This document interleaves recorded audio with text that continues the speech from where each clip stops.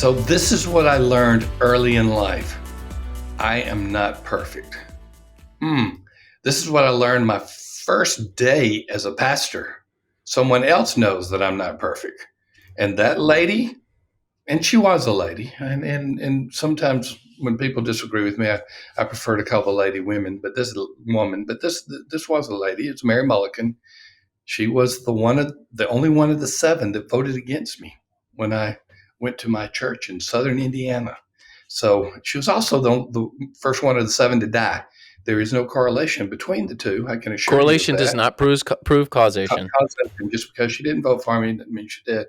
But she was my first critic in church, and she said something to this effect. I can't remember the words, but it was after I finally got voted in after 7 tries in view of a call, preaching in view of a call.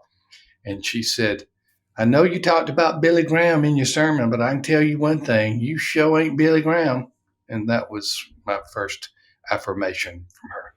Sam, your church members won't always agree with you, and that's okay. We're going to talk about that in just a minute. I want to talk about, with great enthusiasm, with great anticipation, Church Answers University. Church Answers University is your certification to ministry training, to ministry education. I mean, think about it. Think if you have a set of volunteers, very part-time people on your staff, and you can't send them all to seminary, a Bible, university, or college. Send them to Church Answers University. Think about the thousands upon thousands in different places. Right now, we're focusing on Uganda, but we're going to in Nigeria, but we're going to be expanding beyond that. Think about all those that cannot afford. They may have access by internet, but they cannot afford in the traditional means of educational training and preparation for ministry. That's what Church Answers University is for. We're launching it August 1, but right now you can get early sign up. You can register early, and if you do, you'll get $100 off your enrollment fee. And that's pretty significant because the total cost is $1,900 for all 10 courses, for all the textbooks supplied by Tyndale, and for a Bible as well. So check the site, check the link. I really got to give our team a lot of credit for putting this together, because for the price, this is perhaps our best resource that we've ever put out. And it's less than the cost of one course in most institutions. Right? Yeah, you're getting a certification for less than the cost of one course someplace else, and you get all your books. Thank you, Tyndale. I mean, yes. All your books and a Bible. That's pretty incredible. So yeah, churchanswers.university. You can go check it out. Link in the show notes. We would love to have you as part of it. You got it. Let's talk about this when church members don't agree with you, and that's not necessarily a bad thing, Sam. Yeah. Well, let's pull way back and just think about this rationally, because often, well, I'll speak for myself, when somebody expresses dissent to something that I as the leader want to do, I get a little defensive. I might even react viscerally. I know that shocks you, Dad. I know that shocks our audience that I would react viscerally. No, I don't see that. I can't understand. I've never heard that before. I ain't got time to talk about it right now. I need about 30 seconds. I get it out of my system, and then I'm fine. And, I know you went to seminary for years. You know your theology. I know you've been thinking about the church vision for a long time. It's your job, and you've got a very clear vision. But you know what? People are still going to disagree with you, and that's okay. In fact, there's some good here, and I think it's good that we express this, because this may be one of the things that pastors don't do well at all. And pull way back and just say, you don't even agree with yourself. Come on now, like, you're going to get upset that somebody disagrees with you. And maybe they express their disagreement in a way that is offensive to you. People can, they can not express things in the best of ways. I get that. You've probably done the same thing, but you don't have done the same thing. And I look back and I look at some of the things I've did that I've done that I disagree with. And I think to myself, Rainer, you were so stupid. How could you possibly have said that? Well, I started ministry when I was 24. At the time of this recording, I'm 42. I look back 18 years ago, and I look back at some of the things I did, and I would If I could go back in time, I would express dissent with myself. I I would say to myself, yeah, don't do this. You don't even agree with you all the time. So the fact that somebody would disagree with you, okay, that's not a bad thing. Dissent is not bad on the surface. Now, people can be mean, they can be malicious, they can be gossips, they can, they can be bullies. That's not what we're talking about here. We're not talking about toxicity in the church. We're talking about the occasional critic. We're talking about receiving criticism, dissent, and people who are expressing a different viewpoint than you. If everyone agrees with everything you say all the time, you're leading a cult. You're not leading a church. Ooh, So, that's a good line.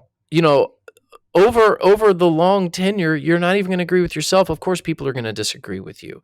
In fact, I will say this: if you have dissent in the church, and people are expressing it to you, it's more a sign of trust than anything else. If you have complete silence all the time from people, that's scary. But when Yeah, people go on. when they speak up, it's they at least trust you enough to tell you something. So don't. It makes me realize how trusted I was as a leader, Sam. Yeah, you must have been really trusted because people express their Just kept disagreement on coming all at the me. time. And the church at Lifeway and other places as well. Again, I'm not talking about the bullies. I'm not talking about the toxic people. I'm not talking about the curmudgeons that always are against everything. I'm talking about those that have a different viewpoint than you. And it is going to happen in your ministry. And the point that I'm making is in most cases, it's okay. It's okay that Exactly. somebody has a different viewpoint than you. And the fact that they would even come to you and discuss it is more a sign of trust than it is a sign of being toxic. So you should welcome dissent. You should hear dissent. You should listen to dissent, even if you come right back to the same place where you were and you make the same conclusion that where you originally were. At least people had a voice. In fact, most of the time, that's all that they want to know with their dissent is: are you listening? Do they have a voice? And are you willing to hear them out, even if you end up doing nothing that they say? 99% of the time, that solves the problem if you just listen to them.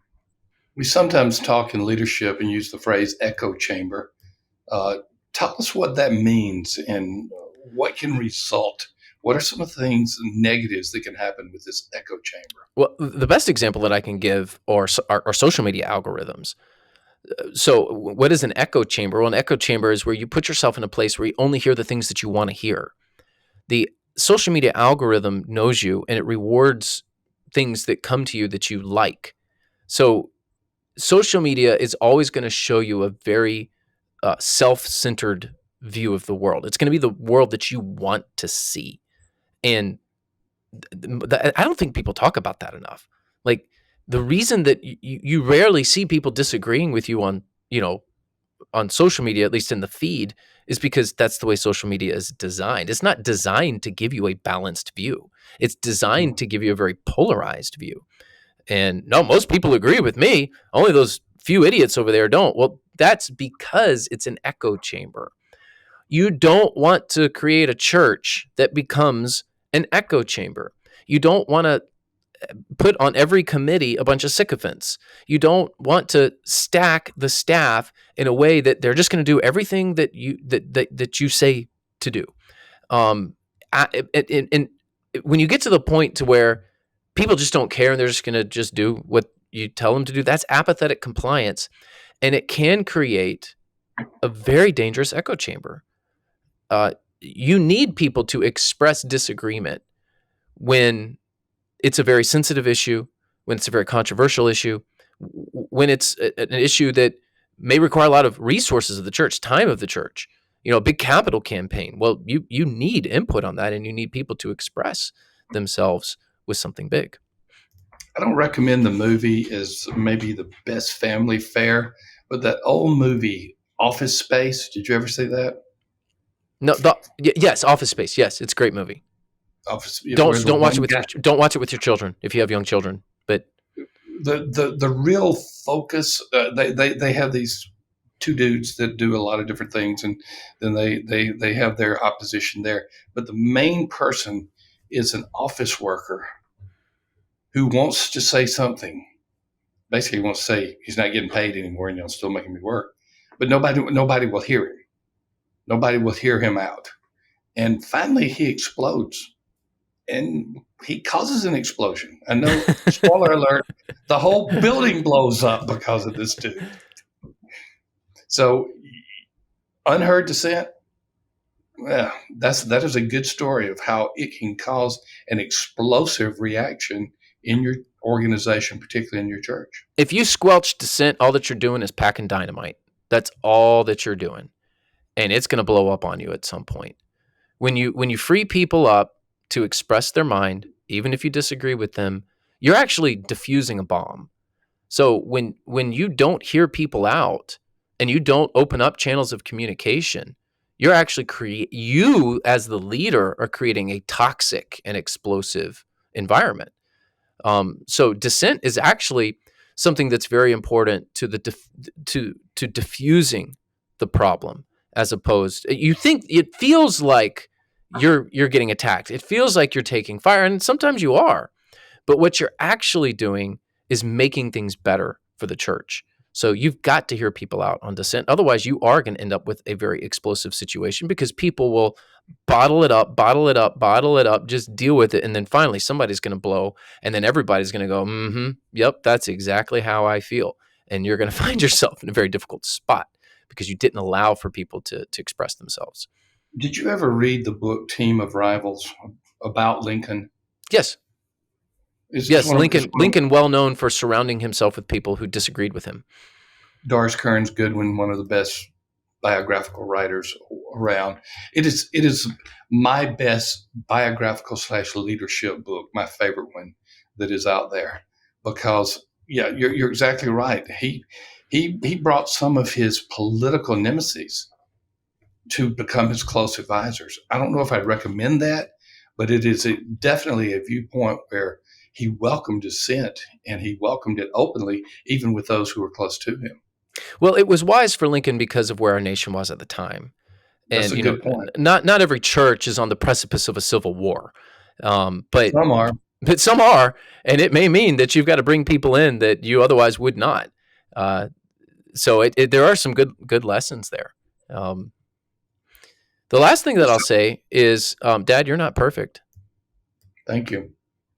And that's why and you need accountability. That's what the point says in the show notes.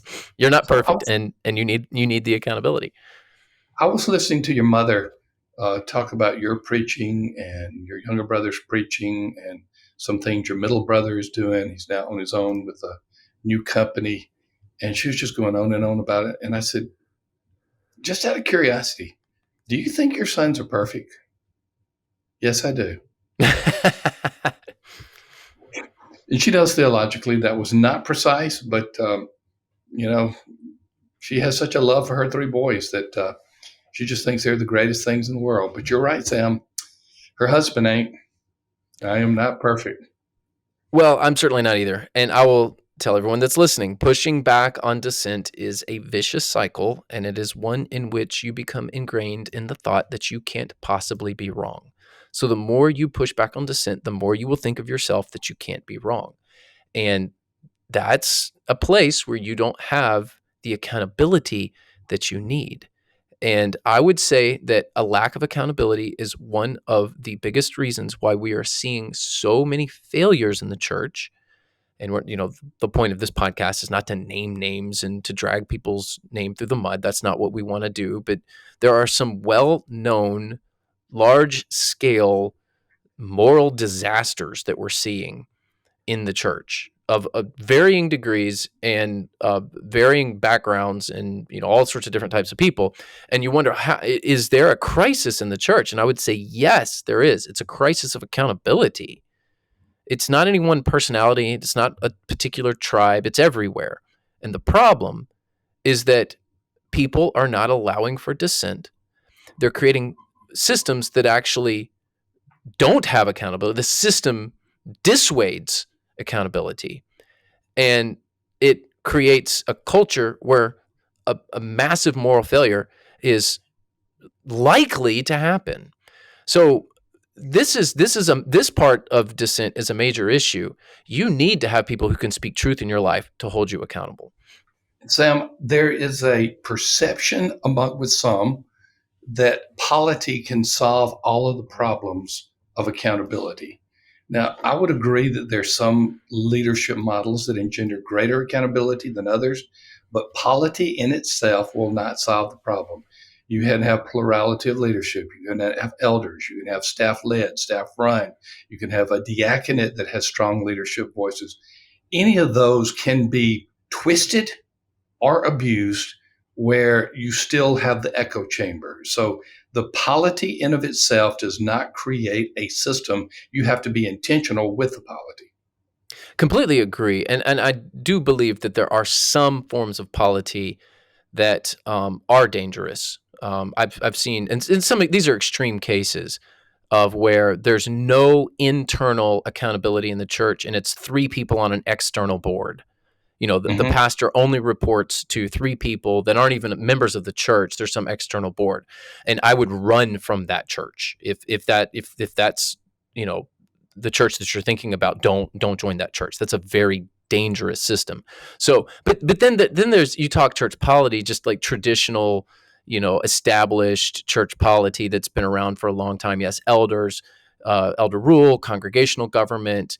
Deacons, what role do they have? I mean, there's a wide variety of perspectives there, and I would say that the vast majority of churches, the polity is not the problem; it's the lack of accountability within the polity that's the problem. And any particular flavor of polity, it can be abused, and any kind can be lax. So you've just got to make sure that whatever the polity of your church is that it has a system of accountability built in. Now, the thing about accountability with leadership is it's not something that's forced upon you. It's something that you seek out. That's the culture that you need within the church. Is I desire accountability, so I'm going to be proactive in creating a system that will work within whatever polity I have. So I would say in rare cases, you see some churches that have very dangerous forms of polity that actually create the problem. But in most cases, the church you may agree or not agree with the church polity. That's not the issue. It's the fact that we have not built systems of accountability within the polity that becomes the problem. In your church, you are in a clearly established church. Started in the 1950s, is that right? Yeah, it's debatable, 57, 58, when exactly was the church established? It was late 50s. So close to the age of your old man, born in 55. So somewhere in the 50s, your church. And so it's established.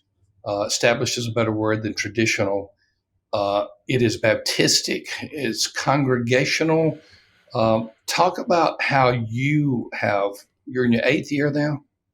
I'm coming up on anniversary 7. Okay. So you're soon to be in my 8th year, but 7 years total. Talk about the accountability systems that are in place at West Bradenton. Yeah, well, okay, so we have several. I'll talk about it from the staff perspective because we could talk about financial accountability, with giving and stuff like that. But let's just talk about like what kind of leadership accountability do we have?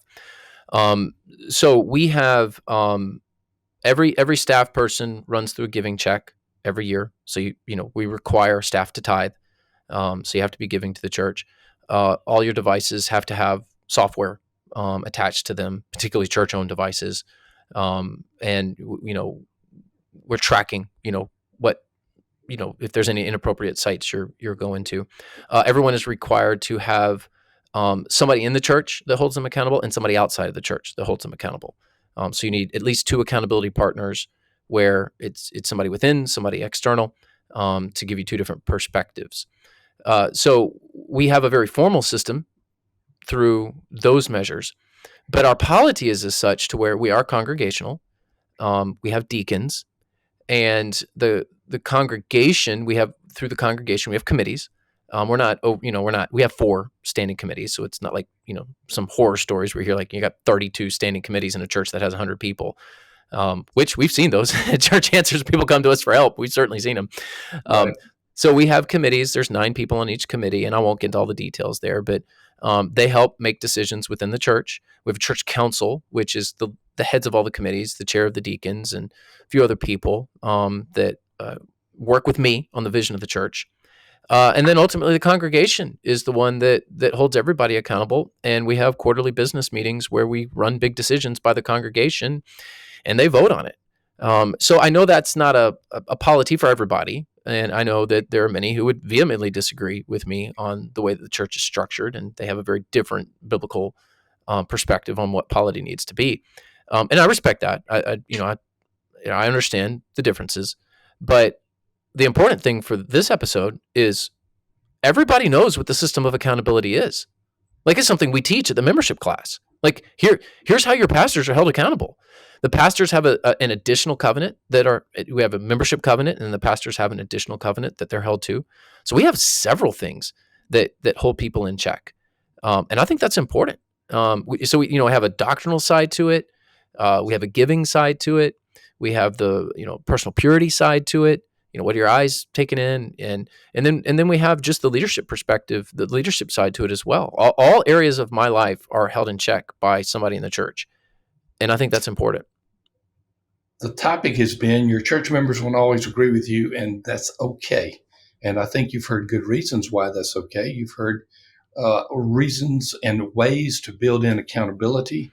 We've given the personal example of Sam's church, and so you've heard that as well.